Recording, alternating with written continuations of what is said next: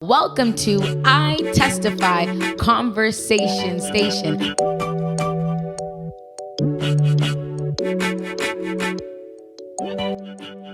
This is I Testify, and you're listening to the Conversation Station.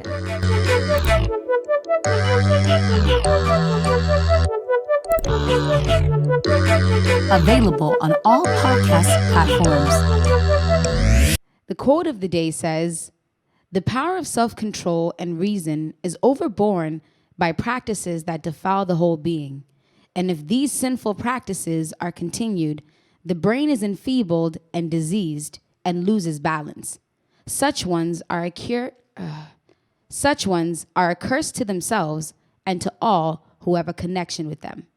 By Ellen G. White. Having habits can be a good thing. Like your route to work and back home. It's habitual.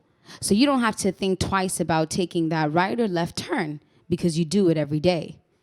But then there are some habits that lead us astray, those habits that cause us to have an imbalance, even driving us to insanity. Actions repeated form habits, and so is the same with breaking habits. Actions repeated break habits. And so today our topic is overcoming addiction. And so we have a special guest who will share his breakthrough story. He says his desire is to inspire this generation and the next by tackling the topic of overcoming addictions as the key pillar. And so we're going to dissect some practical steps and solutions to overcoming bad habits and addictions. It's your girl Mel Mel, and welcome to I Testify, a conversation station. My name is Kojin Carter, 25 years old from Hamilton. Thank you for having me, first of all.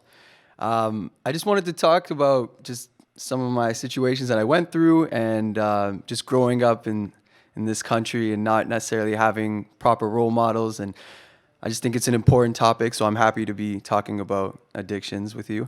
And Well, we're happy to have you. This is amazing for you to be able to come on and share your story, and that could liberate someone because, you know, everyone has something that they're going through. Everyone has habits, you know, some are good, some are bad, but to be able to listen to someone's story and their journey on that process of how they overcame could enlighten and could alleviate the load or the burden of someone else's, addiction. For sure. Yeah. What would you say then is the driving force behind even falling into an addiction or your addiction? Yeah, I would say not having enough ways to express yourself. I think, you know, and not having the right people around you or even secluding yourself from people and being by yourself and you're only with your mind, you know, and you're like, okay, what are we going to do? What should we do? Or, know, and I'm going to try this. I'm going to do this. It's, you know, so that's definitely something I would say. So you mentioned three things there. You said the one that stuck out to me was not even being around people, secluding yourself. Yeah, definitely. Just talk about that. Like you said, you're left up to your mind, and it's almost like idleness. You don't have anything to do, and that's very important. People don't realize that a lot of the times, like I said, we blame it on being around people. Right. But the reality is, there are a lot of people who do things and they're only left to themselves. So let's talk about what were the things that you were going through, or if you were when you were secluding yourself, what were you thinking? You know. How do you get to that point where like you fall into the trap of a bad decision? You get what I'm saying? Yeah.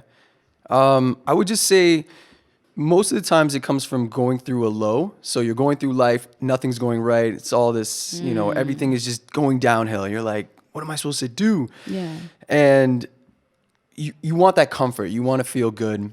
And, you know, you're not thinking of, you know, looking at it now from the outside, like from, you know, kind of being on the other side of things, thinking to myself, man, you know, there's so many things I could have done, you know, call a friend, hang out with somebody, go play some basketball. You know, there's so many healthy things that you could do to kind of work your way out of that.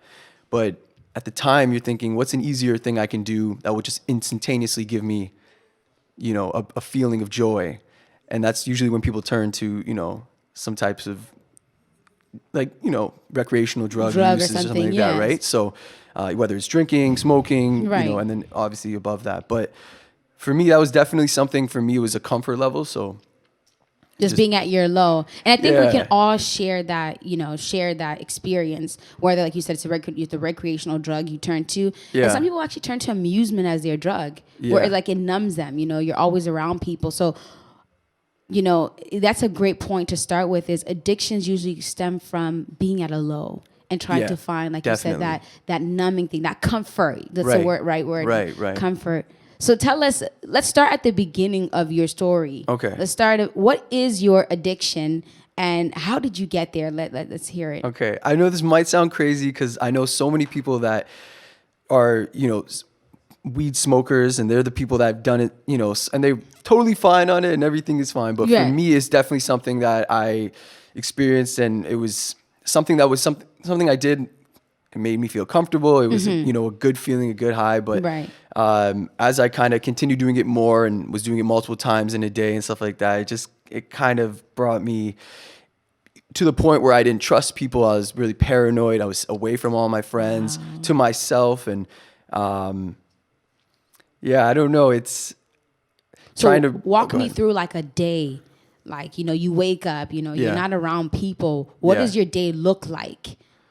Well, I try to, even I was doing healthy things, like I was working out and stuff, and I was, to myself. But, especially with going through the virus though as well, it was definitely something that was a lot more challenging because you can't go out, you can't do as many things, especially in March time. It was right when it was happening, so it was super serious at that time. It was going around at that time. Yeah, for sure. I mean, but this has also been like kind of a long time coming. I think it was slowly getting worse and worse. In the beginning, it wasn't as bad and it was manageable, and I wasn't, it didn't seem that bad from the outside. But as the further I went into it, I'm like, oh, this is really bad. Like I'm doing things that I would never do, and so, or even thinking thoughts that I wouldn't think, or so.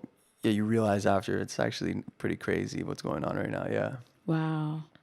And the crazy part is, like you said, you never realize it's habitual. Yeah. You don't realize that you do it a lot. Like you're just like, I just do it here and there. It's not really a big deal. And then, like you said, it takes like a situation like even a virus, or whether even it's another low life, or you just realize my life is not, this is crippling me. Yeah, definitely. And that's what our quote of the day touched on, that it enfeebles the mind. These practices enfeeble the mind to a point where you lose balance. And like you said, some of your thoughts end up being so like cynical. Like you start thinking, some people are driven to, we talk about mental health issues. Some people are driven to suicidal thoughts. Right. Yeah. Did you ever experience such thoughts, or? Well, I'll tell you a crazy experience I had. Go ahead. So I watched this movie. It's called, it's a Jim Carrey movie. Right. Can't think of the name right now.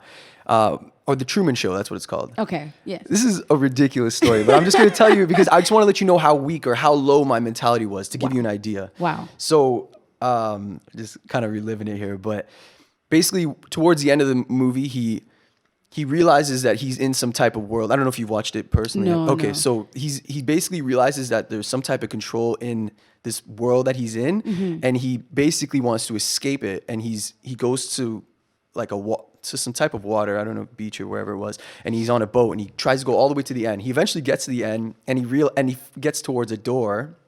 There's like an exit, like basically it stops, the world stops, and he exits out. And there's like the voice that's controlling this world that he's in, and he's saying, like if you stay, I'll make you, I'll give you everything, like you'll be, rich, fame, whatever. He's like, no, and then he goes out, and I remember, and also I'm in this like crazy state of mind, so I'm, smoking up all the time, and I was actually, well, I tried an edible, and so I'm basically, I want to be super like clear with you, go ahead. But I think that was another thing too, is I was smoking up, it was fine, it was manageable, it was okay. But I think once I tried an edible, and then I did that twice, and then that was when my whole mind shifted. Like I was looking at it was crazy. My mind was like in a whole different place.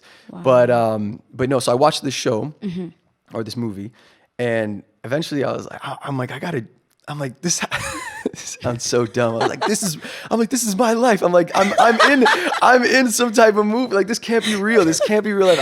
They're watching me. They done scripted my life. I swear that was how I was thinking. I was like, all right. So I'm like, my mom's got a kayak. I'm grabbing this kayak and I'm taking it down we're by the water. I'm like, I'm going to go in the water and I'm going to go all the way to the end. So I go as far as I can. I'm like, and it's raining too. But you gotta understand, like, this is where I was. My mind was totally like unsafe. I felt like I felt even like my family. I'm like looking at everyone like, these people, like this isn't real. Like, these people aren't in my life. Like, these people have to be actors or something. This can't be my world. Like, I'm in some type of movie or something, or just I'm trapped. And so eventually, you know, I actually went as far as I could, and my mom ended up calling the police to like have me rescued or whatever, because she was just nervous, like she can't see me anymore or whatever. Yeah. So when the police come and they get me, they're like, you know, you could have died because, you know, this kayak is, you know, it's a super cheap kayak, but also that had it inflated or if anything were to have happened, I would have sunk, and there was no way of swimming back because it was so cold, your body would have gave out. Wow. I ended up going to, so eventually we went to therapy. I was like, oh, I'm going to go to therapy. Let me, Yes. We had like 10 free hours of therapy because my brother passed away. So the government gave us like 10 hours between me and my mom. I'm so sorry to hear that. Yeah, no. Yeah. And so while I was going through what I was going through, I didn't think to go to therapy because I was like, I'm you know, good. forget about therapy, Yeah. whatever. Like, you know, I got this. And at this time, it wasn't the edible. It was more just smoking weed. So I was fine, you know.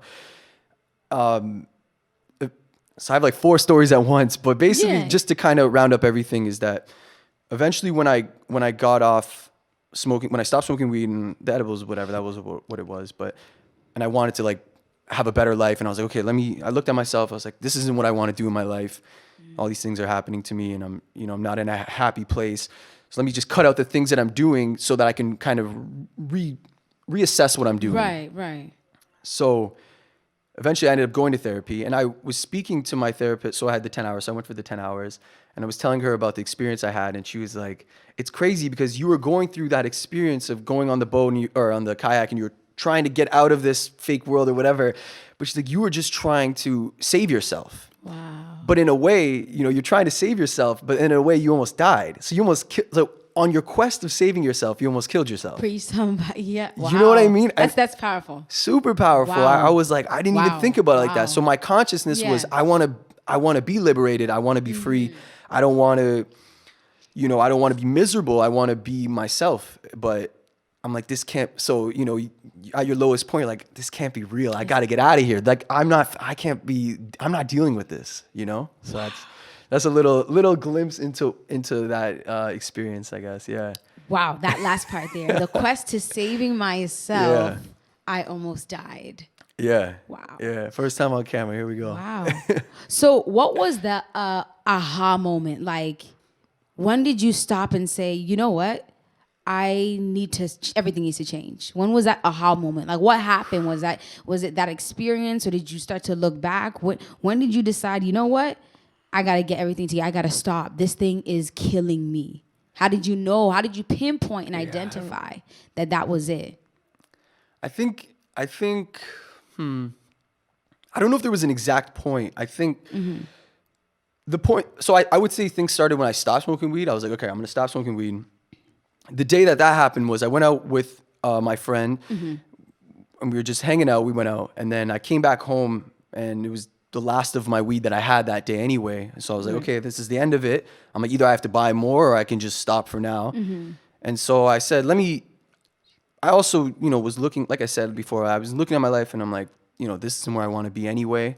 So, and I'm doing this thing, and this is the driving force. This is the thing that, you know, I think I'm the most inspired on when I'm high. I think that, you know, and also I want to say, but I also want to say that, you know, the addiction that I dealt with wasn't as extreme as maybe like cocaine or something more, you know, this is weed, and, you know, a lot of people do it. Right. So, you know, I don't want to put it down too far, but I do want to say, for me, you know, this is something I went through and something that I was dealing with. But for me, I thought that I was being inspired by it. I thought that it was giving me better ideas and stuff. So I was like, okay, well, if I'm being inspired and all the good comes from this weed, like, why is my life where it is, you know? So, so I stopped it that day, and nothing drastically changed over the course of a month. Maybe a couple of weeks went by. Still kind of, you know, still doing my little workouts. Still, you know, in COVID lockdown at home, whatever.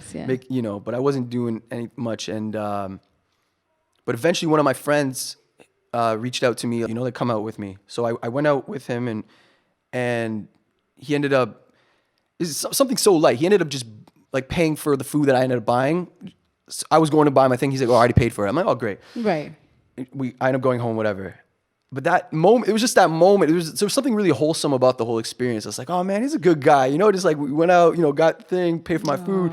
And I was like, man, I got good people in my life. I think that was the moment where I was kind of like, I got people in my life that are actually, and then it made me just realize how many people, have I been kind of neglecting, haven't really been reaching out to and stuff. So I started reaching out to my friends again and kind of just rekindling that, and especially in a better headspace too now, where I'm not kind of, when I was high, just really cynical or really just, oh, this person's not tough enough, or looking at my friends as, oh, if we went to war, would I be able to go to war with these? No, that's how I was looking. It's crazy to look back now. Wow. It's like, you realize now, it's like, no, like if anything were to happen, like, you can defend yourself, and your people are solid people. Right. Like these are good people. They have good intentions. So that's really what the most is, but yeah. So you mentioned something that really stuck out to me. You said,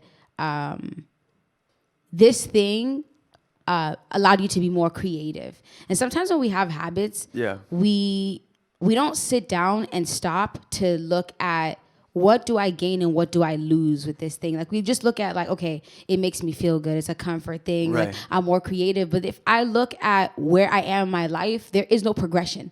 So there's no progression, but this thing, I'm most creative in it, then it's really not doing much for me. And I think if we stopped to, like you said, when you start to, stop and reassess what it's actually bringing for you, and you realize that there's not much, even though you are creative in it, there's you're not really going anywhere. I hear you, yeah. That's when we can kind of like shift and realize, no, I got to move on from this thing. Yeah. Because I hear a lot of people, I've met a lot of people, even in my own addictions, you know, any addiction actually, you're like, okay, no, it does this and this for me. But you forget, like, I'm not progressing in life though. Right. It's actually not doing, even in my creativity, like I'm okay, but I'm not as far as I have the potential to be. Right. Right. And I think that was a very important point, and where a lot of people get stuck. Yeah. Is the good, right? And they don't assess the bad. So if you wanted to really kind of like touch on that part. There. Yeah. I mean, pretty much. Yeah. What we were saying though, it's you're going through it, and you're convincing yourself it's something. You don't, the thing I said before to myself was, I'm the type that was thinking everything's going great. It looks, whatever. But you don't realize the ship's sinking, and I think that's like, was that moment. And actually kind of even what we were talking before we got on air, you were saying how, people don't take a second to pause, Everyone's going. Yeah. And I think there was that kind of breakthrough moment where there was that pause, and it was just like, you got to think. Yeah, what am I doing? Where am I? What is going on? And even being 3 months out from everything, it's just been like, I was stagnant, really stagnant. My life wasn't progressing in any way, But at the time, I felt, like I'm doing good with my family life. I'm spending so much time with my family, or all these things. Let's talk about the practical ways. Now, what did you do?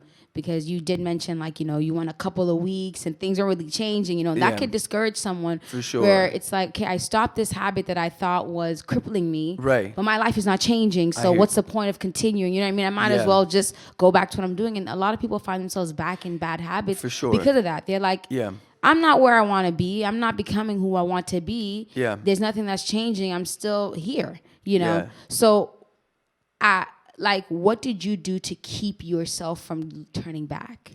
Yeah, that's really good. I think for me, it was instilling some type of patience as well. Writing out what my goals were as well. Ooh. Yeah, that was a big one. I was like, what do I want to achieve? What do I want? That was it really. I was like, what do I want? What does it take for me to get there? And kind of just went through that, and kind of just, and allowed myself to discover myself, because that was a huge thing. It was the person I was on this stuff, and to all this, and then who I want to be and what I really desire. So, and I knew it wasn't going to happen right away, but also, you're right though. There is that factor of, will I go back to my comfort? Like, should I, nothing's happened. It's been 3 weeks, 2 weeks, and but there was something I was kind of just like, it's going to take time, but I want to ride this out. Let me try this. I've tried this thing, and I know it didn't go anywhere. So let me, There's nothing to lose. I got nothing to lose. I'm back to square zero, square one. So So Yeah. Coach Jean says step 1 is write down your goals. Identify sure. where you want to go, where you were. Yeah. And you really have nothing to lose because this didn't work. So let's see how far this will take me. And For I sure. think that is very valuable for overcoming bad habits and addictions. For sure. What else? What else did you do? Let's talk about the triggers. Yeah. Did you experience any triggers, things that kind of like got you to be like, like, for example, me, like I became vegan. Okay. And whenever I'm around meat, if I go to a restaurant, I find Yeah. myself like, at the beginning, it was really hard because I'm like, every time I'm around this thing, I want this thing because this was a place of comfort. Right. This is what I'm used to, Yeah, So yeah. what were some triggers and how did you overcome those triggers? Yeah, actually a good point or something that I went through as well was anytime I would go through something where I wasn't happy with, just a bad result or I did this and it turned out wrong or, there was the comfort in junk food as well and stuff like that. So I just noticed the things that I was outside of just like marijuana. Right. It was like, okay, what are the other bad things that I'm doing that, you know what I mean? That are not necessarily bad, but just kind of, bad habits or whatever, right? Yes.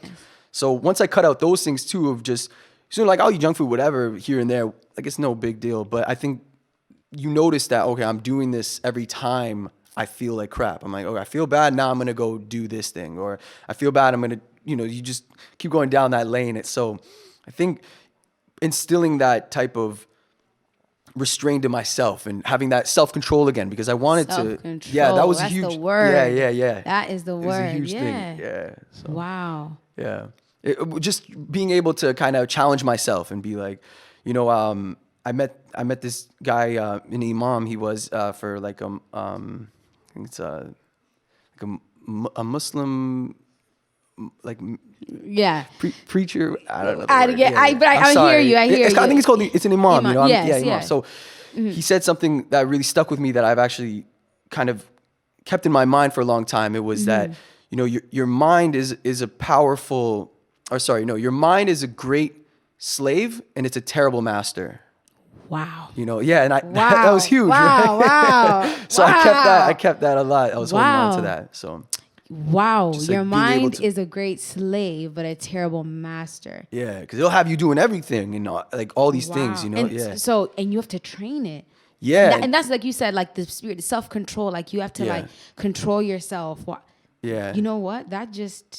That's a good one. It's not bad, right? That's a good one. It really triggered me. I can summarize what you just said is also taking your mind away from focusing on just that habit, but Right. finding something else to occupy that space. Right. And not just anything, like you said, because we can drown ourselves even with music. There's nothing wrong with music, Yeah. but it can still drown that out where you're trying to really work on you and being in tune with what you're doing and, For sure. be on the goal. So finding those things that will allow your mind to elevate. Right. Mental progress, Yeah. and that's our first step here is in overcoming addictions. Number one is you need constant mental progress. Yeah. Whether that's filling your mind with, information, books, reminding yourself of your goals, blocking out the noise, continuing to grow will allow you to overcome that. And so I have a few sure. points here and it says, give it time, Yeah. strive, like you said, habits are actions repeated. So in order to break the habit, you got to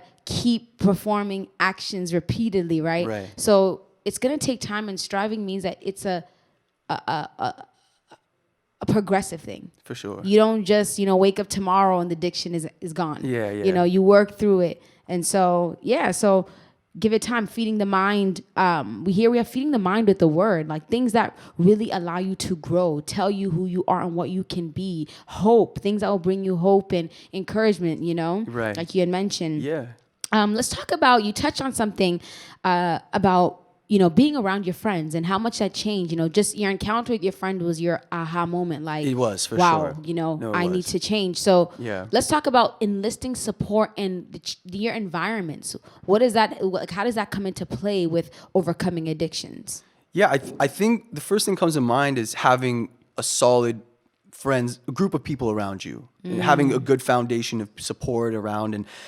And I think it's funny because when I was in that mentality before, it was, oh no, these people, these are just whatever. Like I just didn't realize the value of the people I had around me. And then I coming looking at it now and just looking at it at Yes. that moment that I had, and it was like, no, these people have the best intentions for me. These people want me to succeed. They care about me. And I think, you know, making sure you have the right people around you, the right friends who actually want to see you succeed. I think a lot of people don't realize they have people in their life that, and they've just been there for so long. It's a comfort thing, but these people are bringing you down and you don't even realize. Taking up you know? space for no reason. Yeah, they always like, you can't do that. Oh, you suck. Or just, but those little things, man, like those things add up and you're getting this like energy into your life. And my friends don't do that. You know, we might joke around and, you know, we were guys. We would laugh, or, you know, make fun of each other. But like, in serious moments, or if I have it, like if I'm coming up to my friends and say, you know, I got this business idea, I want to make like a connecting service that brings this and this, I'm gonna bring like photography to people who need it, or just whatever, you know. My friends would be like, that's amazing, you should try it, I got this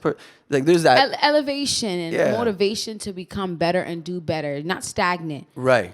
So just having the right people around you, I think, is important, and assessing your people and you know, So that is some very solid advice. Having the right people around you. And Proverbs 13:20 tells us that he that walks with the wise shall be wise, but a companion of fools will be destroyed. And so it's very critical that we enlist support of people who are wise, people who do what is right, people who support us and elevate us, people who are there at our lowest points. Those are the people we need in our lives. And now let's talk about the change of environment. Like, did you feel like you had to leave certain spaces and not be in certain spaces with the person that, with the goal of being the person that you want to be now? Were there certain places that you're like, you know what, it's better for me to not be here? Yeah. So luckily around this time in my life, or even going through what I went through, it wasn't that I was in bad environments or anything like that, as far as like where I was. Where you were. You know, kind of, you know, at home doing my thing. Chilling. Yeah, I'm with my friends. Like I was in pretty safe environments, I would say, at this moment in my life, 25 years old. But there was a times where, you know, this is, you know, going through these traumatic or just tough experiences isn't the first time this has happened for me. So so I can say to maybe someone who's younger, or like when I was 20, 21, that, you know, we were going clubbing all the time and you're around, you know, it's just that environment, I think was something that I needed to kind of take myself back from, or certain parties I was going to, like whose party am I going to? You know, what's happening at these parties? So I think, you know, no, but that's, you know, I think that's something that people can actually like kind of connect with, is that, you know, what's happening at the parties you're going to, at the clubs you're going to, you know, who are you around at the clubs you're going to, at the parties you're going to, because you're going to become these people, like inevitably, you know, it just happens, you know, whether it's maybe not right away, or you're even just condoning the behavior. I think that was another thing for me as well, is that I may not want to do the things that my friends are doing, but you're there. I'm accepting these people and what they're doing. So that was where it was like, I got to just get away from all this, because I'm not going to elevate, right? And that's the key, you know, a lot of us put ourselves in environments where even if we have an idea that we're so strong that things are not gonna, you know, we hear our parents say, you know, that friend is not good, or that place is not good, and we don't listen, you know, it's because they know what they're talking about. You know, no one is so strong, like he said, your mind is a slave. No one is so strong that they have the power over all their decisions. As much as we think we do, we don't. Right. Because we're social creatures, and so we follow social norms. Right. So whatever is around us, whatever people are doing, we're more likely to follow that. Yeah. You know what I mean? And so change of environment, shifting from, like you said, places where they don't do such things will help you to overcome. For sure. You know, and like you said, the key there is silence is equivalent to condoning it or accepting it. Facts. Yeah. You know, or just being there. You're like, I'm in support of this. This is okay. I'm not saying nothing. Wow. Yeah. So that's key. I mean, you heard it here first, folks. Dropping gems today. I love it. And so let's move on to, let's talk about positive reinforcements. Okay. What did you tell yourself? How did you reward yourself? You know, they say, like, you know, when you speak good things, you speak that into existence. Yeah. What you say to yourself. Or what did you do to reward yourself? I mean, you must have had to look back and be like, it's been 3 weeks. Yeah. Like, look at me. Yeah, I'm doing good. Yeah. Like, tell us how that looks like. How did you, you know, your positive reinforcements, how did you reward yourself, you know? Yeah, I was reading this book. It's called Abundance Now, Lisa Nichols. And she was talking about how every time she tries to have as many mini celebrations as she can. And for no reason at all. She'll be like, you know, celebration for just having a good day, like just anything, she's Right. finding ways to be in a positive affirmation mindset. So I took from that book was, and because, it's hard to big up yourself. It's hard to like be like, I want to, oh, I'm doing great.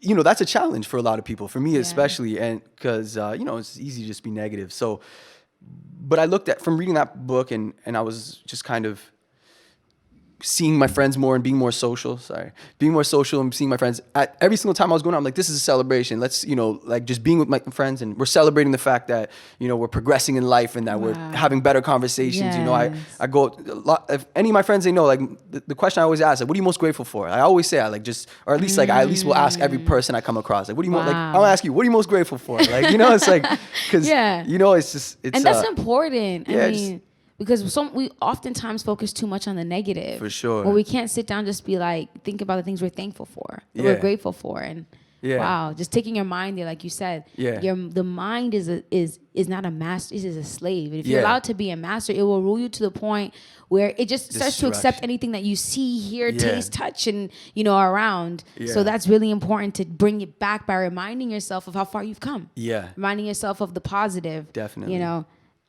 Now, what advice would you give someone, just to wrap it up, what advice would you give someone who's struggling with an addiction right now? And what advice would you give to someone who is on their way?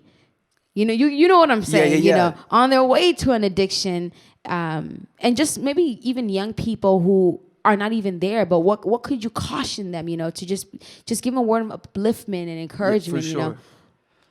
Okay, yeah. So I would say that because it's kind of a couple parts to it, but I think for somebody that's trying to get out of it, I think the best thing is knowing that you want to get out of it. Saying, I smoke cigarettes, I'm trying to stop smoking cigarettes, or I think the new thing is these vape pens, and everyone's doing the vapes or whatever. It's like, or anything, weed, cocaine, whatever. So I think knowing that you want to stop it, and then finding healthier ways to, every time you feel like you want to do it, occupying your mind, occupying yourself with something else. Obviously it's a huge challenge. Depending on how many times you do it, I think it's going to take time to slowly, kind of reduce the amount of doing it to get to that point. But and I'm no expert. I don't know it. I only know myself and my situation. Right. Exactly. So that's kind of my advice for that. Obviously not the greatest, but that's what that is. For somebody that may be on their way to it, I know like high schoolers is definitely a tough time because, even for myself, peer pressure is a huge thing. Everybody's drinking. Everybody, you want to be socially involved with your peers. You don't want to be left out. And I think it's having that kind of, I was going to say self-control, but also having that kind of, self like love, or just knowing who you are and be like, I don't need to do this to fit in with anybody. I can still be myself. I can, our whole thing was I can go to the party and be just dancing as much and just being as much of a good vibe as anybody who's wasted drunk too. I can be just as much as y'all as well. And you don't even notice that I'm not drinking, if that's the case, or if my friends are all smoking and I don't want to smoke and that's not my thing, should you be around these kind of people that aren't going to accept you for smoking? Like if you're not, but you got to have the right people around you that'll say that. And I was just going to say, cause I know maybe we're about to cut it out, but one thing we were even mentioning earlier is that, and why I really wanted to come on here and why I think this is, such an amazing platform to do this and to have these conversations is that, for us, I know like for myself, being first generation in Canada, and my, parents born back home, and there wasn't really much role models and people that I had personally that I could look up to and kind of follow this. I've been kind of just going at this life, me and my brother, my sister, like everybody's just going at this life head first and just making our own mistakes and, kind of just having to experience it themselves. So I think that's why I've felt like a calling or just even a responsibility to make sure that I'm kind of passing forward a better message and enlightening some of the young kids, especially because they don't have that. They're looking at the celebrities, the Instagram models. They're looking at the endorsements, they're looking at finance, money. Everybody's got houses, riches. So I think it's important to be elevated on that kind of level too. So that's something I'm really passionate about for sure. Man, we want to thank you. Thank you so much for having me. I mean, I'm telling you, it liberates someone to know that I can, like you said, you don't have role models around. And sometimes you don't have people around who overcame. For sure, and yeah. having that and being able, for you to share your story and not even be ashamed of it, that liberates you. For sure. And most of all, inspires someone who's on their way there or there, that if you did it, they can do it. For sure. There wasn't no, I'm not no special, like I'm just like everybody else. I went to the same schools as everybody. I, got the same little jobs as everybody, it's nothing different. Like we're all the same, we're different, but we're the same. We're the same, yeah. I mean, no, we share struggles, for sure, and we get through them, and that's the power. That's the key of life, and for you to accept that responsibility and calling to really come on here and even to continue to do it even outside of this platform. I mean, we wish the best for you, and we pray that God opens opportunities for you to be able to share your story and be that role model and example for people out there who need it, because people are going through it. Like you said, COVID is not easy. It didn't make the addiction easier. But you came out. Yeah, and I'm chilling. I'm living. I'm good. You're victorious. You're a warrior. Yeah, we're chilling. Hello. Yeah. No, life is amazing. That is awesome. And so we just want to thank you for joining us today. Your story was indeed inspiring. Thank you so much. And I learned a lot. That's why I just kept saying that point stuck out at me. That point stuck out at me because it really did. Like I'm still thinking about it. Like, wow, those were some deep stuff. Yeah. So thank you, for coming on to I Testify. Thank you for having me. We really do appreciate it, and I hope that we could all learn something from this. And as we wind down, I'm going to leave you with 3 things: how to overcome bad habits, how to overcome bad addictions. Number 1, constant mental progress. We touched on it. Keep your mind filled with things that will elevate you. Number 2, constant communion with God. 1 John 1 verse 9 says, if we confess our sins, he is faithful and just to forgive us of our sins and to cleanse us from all unrighteousness. There is no one that is too deep for God to take you out. You're not too deep for you to be victorious. There's levels to it. And yes, it might be, you may seem like you're stuck, like you're in a prison, but you can do it. And just hold on. Like Coach Jean said, have self-control. Be patient with the process. Strive, continue, and fight the good fight. Number 3, constant resistance to evil. Find out, what are your triggers? How can you change your environments? The people that you surround yourself with. And positive reinforcement. Keep reminding yourself, reward yourself, go out, enjoy yourself, and speak life into you. And so, hold on, change is coming. Can you overcome your addiction? If Kojin can do it, I can do it, and you can do it. And so, Christ is calling you, and he's calling me. He says, I am the way, the truth, and the life. And so, you can receive life from Christ. And so, you're watching I Testify, a conversation station.